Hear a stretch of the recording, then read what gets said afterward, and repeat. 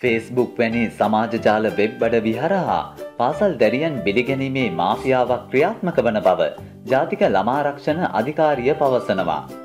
පාසල් දැරියන් මෙන්ම පෞද්ගලික පන්තිවලට සහභාගී වන දැරියන් මෙලෙස ඉලක්ක කරගෙන ඇති බවයි ජාතික ළමා ආරක්ෂණ අධිකාරියේ මාධ්‍ය ඒකකය සඳහන් කළේ. Facebook සහ අන්තර්ජාලයේ වෙනත් වෙබ් අඩවි හරහා සිදු කරන ලිංගික අපරාධ සොයා බැලීම සඳහා Facebook සහ සමාජ වෙබ් අඩවි හඳුනා ගැනීමේ විශේෂ විමර්ශනයක් මේ වන විට ආරම්භ කර තිබෙනවා. රහස් පොලිසියේ පරිගණක අපරාධ විමර්ශන ඒකකයද මේ සම්බන්ධයෙන් ක්‍රියාත්මකයි.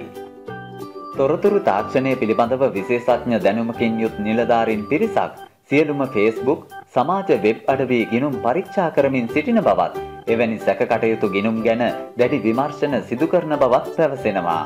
මෙවැනි වීඩියෝ දිනපතා නැරඹීම සඳහා පහත බටන් එක ක්ලික් කර අපව සබ්ස්ක්‍රයිබ් කරන්න.